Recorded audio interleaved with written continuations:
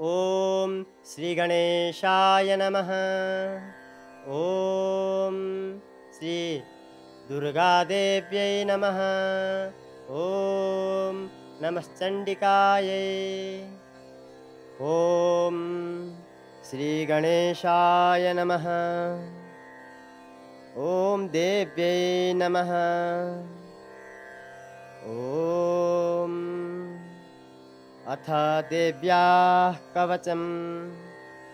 ॐ अस्य श्रीचण्डीकवचस्य ब्रह्मर्षिः अनुष्टुप् छन्दः चामुण्डा देवता अङ्गन्यासोक्तमातरो बीजं दिग्बन्धदेवतास्तत्त्वं श्रीजगदम्बा प्रीत्यर्थे सप्तशती पाठङ्गत्वेन पाठे विनियोगः। ॐ नमश्चण्डिकायै। मार्कण्डेय उवाच। ॐ यद्गुह्यं परमं लोके सर्वरक्षाकरं नृणां यन्न कस्यचिदाख्यातं तन्मे ब्रूहि पितामह। ब्रह्मोवाच। अस्ति गुह्यतमं विप्र सर्वभूतोपकारकं देव्यास्तु कवचं पुण्यं तच्छृणुष्व महामुने।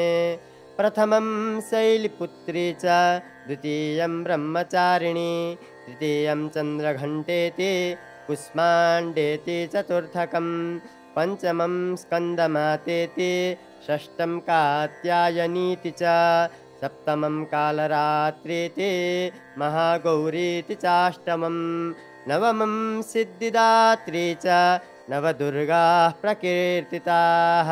उक्तान्येतानि नामानि ब्रह्मणैव महात्मना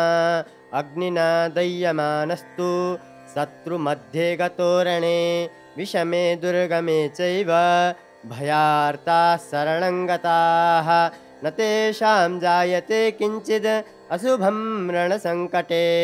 नापदं तस्य पश्यामि शोकदुःखभयं नहि। यैस्तु भक्त्या स्मृतां नूनं तेषां वृद्धिः प्रजायते ये त्वां स्मरन्ति देवेशे रक्षसे तान्न संशयः। प्रेतसंस्था तु चामुण्डा वराही महिषासना ऐन्द्री गजसमारूढा वैष्णवी गरुडासना माहेश्वरी वृषारूढा कुमारी शिखिवाहना लक्ष्मी पद्मासना देवी पद्महस्ता हरिप्रिया श्वेतरूपधरा देवी ईश्वरी वृषवाहना ब्राह्मी हंससमारूढा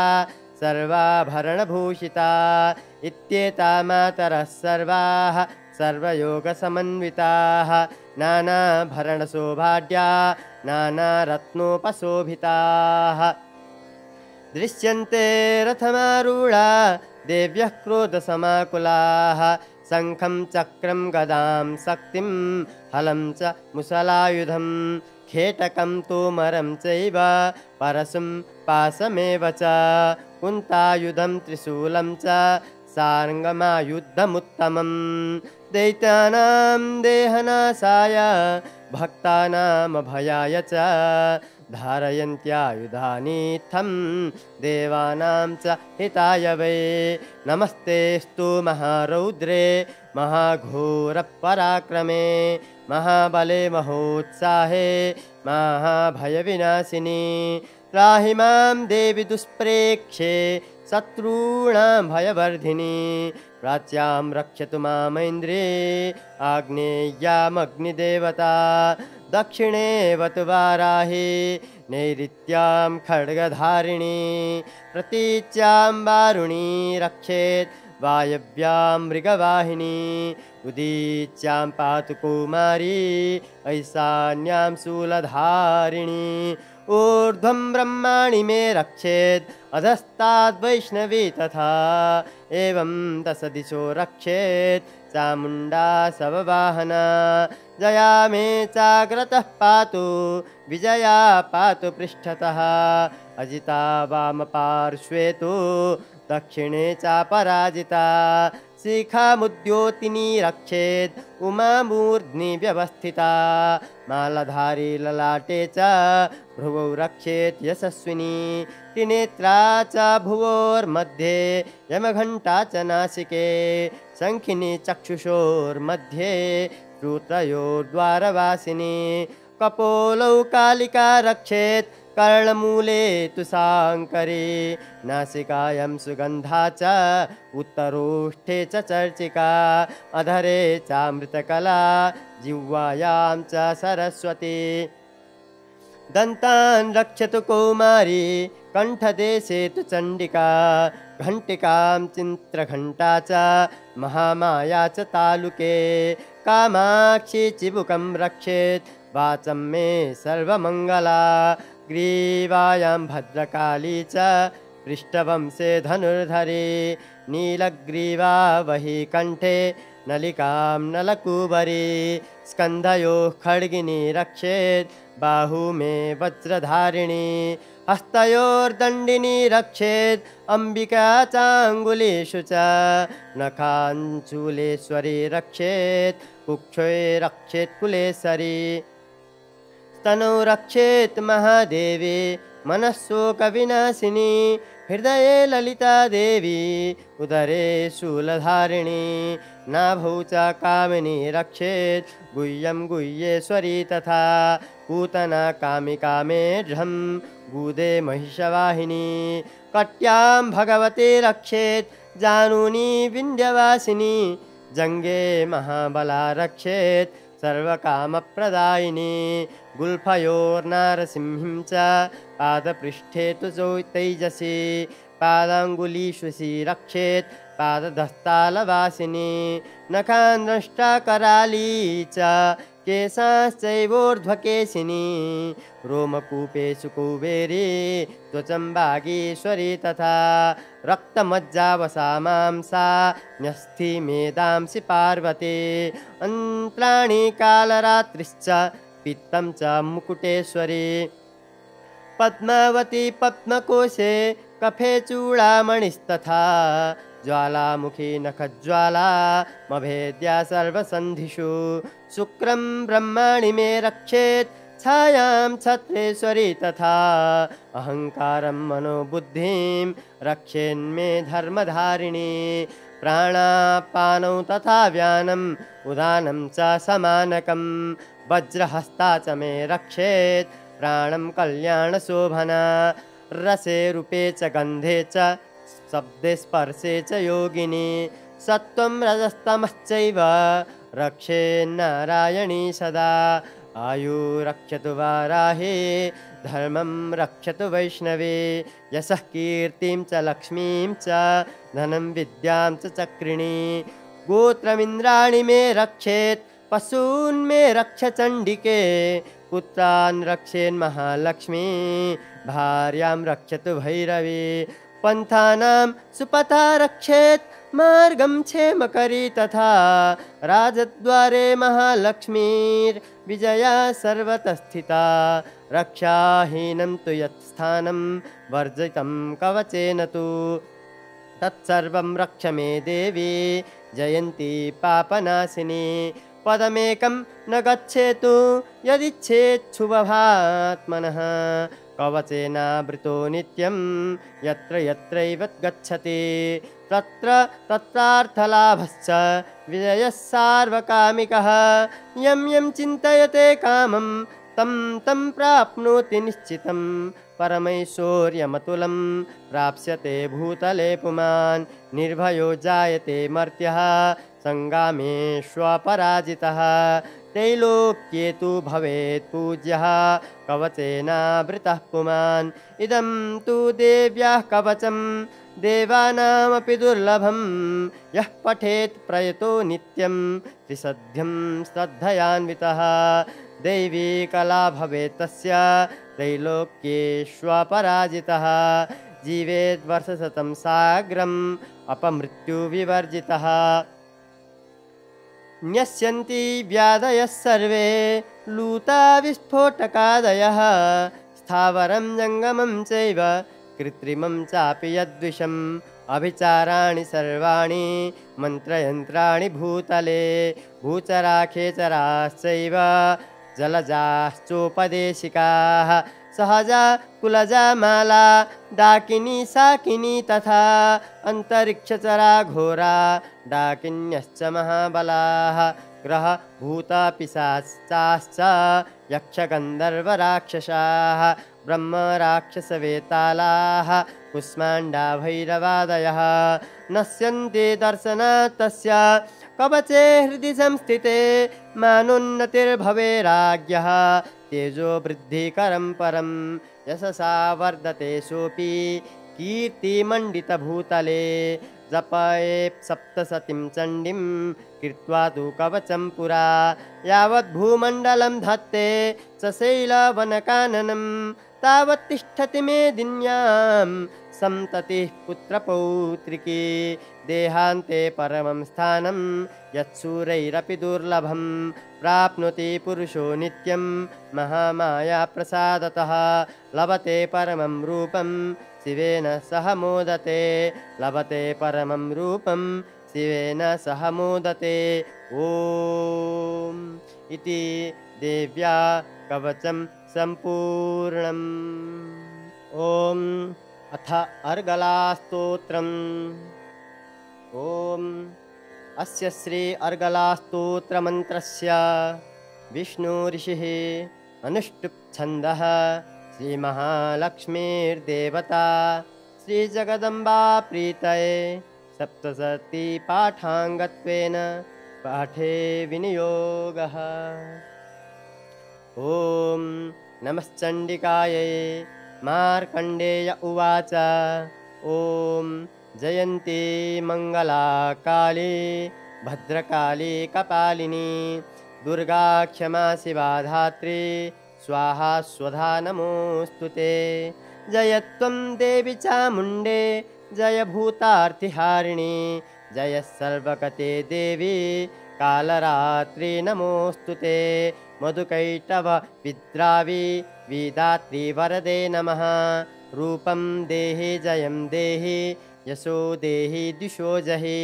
महिषासुरनिर्नाशे भक्तानां सुखदे नमः रूपं देहि जयं देहि यशो देहि दिशो जहि रक्तबीजवदे देवी चण्डमुण्डविनाशिनी रूपं देहि जयं देहि यशो देहि दिशो जहि शुम्भस्यैव निशुम्भस्य धूम्राक्षस्यश्च मर्दिनी रूपं देहि जयं देहि यशो देहि दिशो जहि वन्दिताङ्घ्रियुगे देवी सर्वसौभाग्यदायिनी रूपं देहि जयं देहि यशो देहि दिशो जहि अचिन्त्यरूपचरिते सर्वशत्रुविनाशिनी रूपं देहि जयं देहि यशो देहि दिशो जहि न तेभ्यः सर्वदा भक्त्या चण्डिते दुरितापहे रूपं देहि जयं देहि यशो देहि दिशो जहि तुवद्भ्यो भक्तिपूर्वं त्वां चण्डिके व्याधिनाशिनी रूपं देहि जयं देहि यशो देहि दिशो जहि चण्डिके सततं ये त्वाम् अर्चयन्ति ह भक्तितः रूपं देहि जयं देहि यशो देहि दिशो जहि देहि सौभाग्यमारोग्यं देहि मे परमं सुखं रूपं देहि जयं देहि यशो देहि दिशो जहि विदेहि द्विषतां नाशं विदेहि वलमुच्चकैः रूपं देहि जयं देहि यशो देहि दिशो जहि विदेहि देवि कल्याणं विदेहि परमां श्रियं रूपं देहि जयं देहि यशो देहि दिशो जहि सुरासुरशिरो रत्न निगृष्टश्चरणैम्बिके रूपं देहि जयं देहि यशो देहि दिशो जहि विद्यावन्तं यशस्वन्तं लक्ष्मीवन्तं जनं कुरु रूपं देहि जयं देहि यशो देहि दिशो जहि प्रचण्ड दैत्यदर्पग्ने चण्डिके प्रणताय मे रूपं देहि जयं देहि यशो देहि दिशो जहि चतुर्भुजे चतुर्वक्त्र संस्तुते परमेश्वरि रूपं देहि जयं देहि यशो देहि दिशो जहि कृष्णेन संस्तुते देवी सत्सद्भक्त्या सदाम्बिके रूपं देहि जयं देहि यशो देहि दिशो जहि हिमाचलसुतानाथ संस्तुते परमेश्वरी रूपं देहि जयं देहि यशो देहि दिशो जहि इन्द्राणीपति सद्भावा पूजिते परमेश्वरी रूपं देहि जयं देहि यशो देहि दिशो जहि देवी प्रचण्डदोर्दण्ड दैत्यदर्प विनाशिनी रूपं देहि जयं देहि यशो देहि दिशो जहि देवी भक्तजनोद्दाम दत्तानन्दोदयम्बिके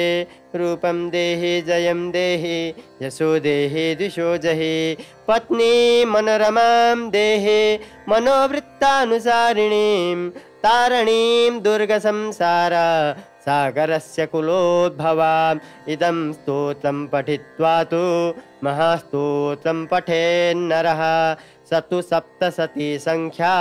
वरमाप्नोति सम्पदाम् इदं स्तोत्रं पठित्वा तु महास्तोत्रं पठेन्नरः स तु सप्तशती संख्या वरमाप्नोति सम्पदाम् ॐ इति देव्या अर्गलास्तोत्रं सम्पूर्णम् ॐ अथ कीलकम् ॐ अस्य श्री कीलकमन्त्रस्य शिवर्षिः अनुष्टुप् छन्दः श्रीमहासरस्वती देवता श्रीजगदम्बा प्रीत्यर्थं सप्तशती पाठाङ्गत्वेन पाठे विनियोगः ॐ नमः चण्डिकायै मार्कण्डेय उवाच ॐ विशुद्धज्ञानदेहाय त्रिवेदी दिव्यचक्षुषे श्रेयःप्राप्तिनिमित्ताय नमः सोमार्धधारिणे सर्वमेतद्विजानीयान् मन्त्राणामभिकीलकं सोऽपि क्षेममवाप्नोति सततं जाप्य तत्परः सिद्ध्यन्त्युच्चाटनादीनि वस्तूनि सकलान्यपि एतेन स्तुवतां देवे स्तोत्रमात्रेण सिद्ध्यते न मन्त्रो नौषधं तत्र न किञ्चिदपि विद्यते विना जाप्येन सिद्ध्येत सर्वमुच्चाटनादिकं समग्राण्यपि सिद्ध्यन्ते लोकसङ्कमिमां हरः कृत्वा निमन्त्रयामास सर्वमेवमिदं शुभं स्तोत्रं वै चण्डिकायास्तु तच्च गुप्तं चकारसः